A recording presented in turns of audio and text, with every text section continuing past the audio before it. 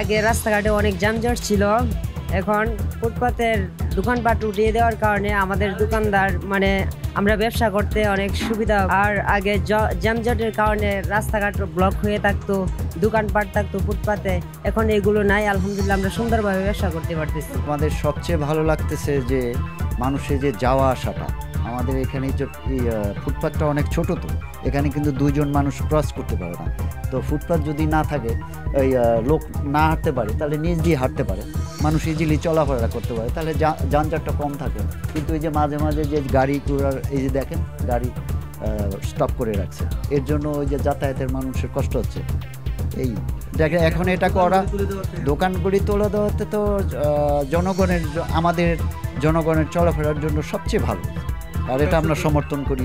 ব্যবসার জন্য তো অবশ্যই, কারণ মানুষ যদি না আসতে পারে, আমার এখানে যদি একটা মোটরসাইকেল রেখে কাস্টমার আসে, তাহলে সে রাখতে পারবে না। এখন ফুটপাথ যদি পরিষ্কার থাকে, তাহলে একটা মোটরসাইকেল আসলো, গাড়ি আসলো, সে নামতে পারলো, আমার দোকানে আসতে পারলো, আমার নিশ্চয়ই ব্যবসা ভালো হবে।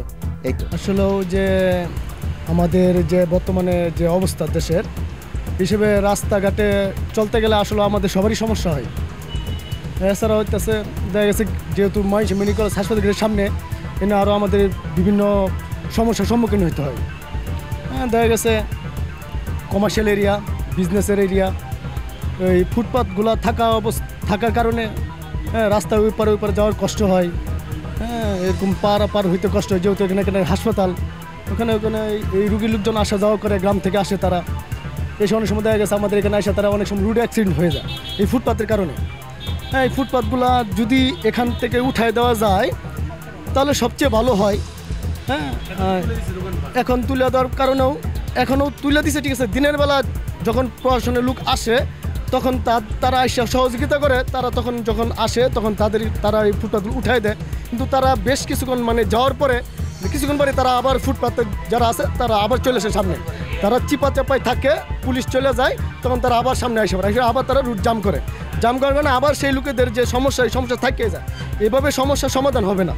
এটা ফাইনালিভাবে আরও জোরদার কথা, প্রশাসন যদি একটু নজর রাখে, বিশেষ করে হাসপাতালের সামনে ট্রাফিকের ব্যবস্থা রাখে, যারা ট্রাফিকের কাজ করে, আমাদের মতে যে আসলে 2-3 জন ট্রাফিক দরকার, তা না হলে এভাবে সম্ভব না। এই হাসপাতালের সামনে এভাবে ফুটপাথ উঠাই দিলেও এটা সম্ভব না।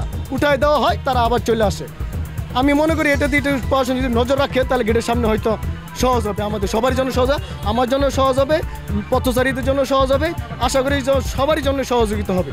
এভাবে দেখলে ভালো হয় আর কি। আসলে এখানে যে যানজট, এখানে অনেক যানজট, এই ফুটপাথের জন্য যানজটটা আমাদের নির্মূল করা যাচ্ছে না। আসলে এই ফুটপাথটা তুলে দিলে আমাদের জন্য ভালো হয়। আমাদের এই যে কিছুদিন যাবৎ ফুটপাথ কিছুক্ষণ তুলতেছে, আবার চলে আসতেছে, কিন্তু আমাদের ব্যবসাটা একটু ভালো হচ্ছে। এই ফুটপাথের জন্য, যানজটের জন্য মানুষ ওই পার থেকে পারাপার করে ধরতে পারতেছে না। এই মানুষ এখান থেকে পারাপার করতে পারতেছে না। এই মানুষ মানে ভোগান্তিতে পড়তেছে অনেক। হ্যাঁ, ফুটপাথের জন্য। ফুটপাথ না থাকলে মানুষ ভালোভাবে চলতে পারতেছে, মানুষ করতে পারতেছে। আমাদের জন্য ভালো হচ্ছে যে মানুষ স্বাভাবিকভাবে চলতে পারতেছে, এই ব্যবসা ভালো হচ্ছে। আগে যেমন সেল একটু কম হতো, এখন একটু বাড়ছে আর কি। এরকম ফুটপাথ না থাকলে চলাফেরায় যাতায়াত সুবিধা হয়। আমাদের এখন তো লোকজন নাই, যখন লোকজন থাকে তখন খুব কষ্ট হাঁটতে চলতে। তুলে দেয় নাই, এরা বসে আবার বসে না, এইভাবে দুর্ভোগ, জনগণের দুর্ভোগ, চলাফেরা খুব কষ্ট হয়। যেরকম যে ওভারব্রিজে চেপাটা, এনতে যদি নামাজের সময় যায় যাওয়া যায় না, রাস্তা থেকে যাম, এনতে থাকে ভিড়, মানে যাওয়া খুব কষ্ট করে যায়। বেশি সমস্যা ওভারব্রিজের নিচে। অনেক সুবিধা হচ্ছে, মুমূর্ষু রুগীদের নিয়ে যে হাসপাতালে যে যানজটের জন্য সমস্যায় পড়তো, এই সমস্যাটা অনেকটা লাঘব হয়েছে। কাজেই আমরা আশা করি এই যানজটটা যেন সবসময় উৎখাত থাকে, রাস্তাঘাটে ফুটপাথ থেকে যেন ছড়াই নিতে পারে, এটাই আমাদের কাম্য। জন্য খুব সুবিধা হচ্ছে, নাহলে ওদের খুব কষ্ট হইতো আসলে। এবং আমরা দিন ব্যবসা করি, আমাদেরও কষ্ট।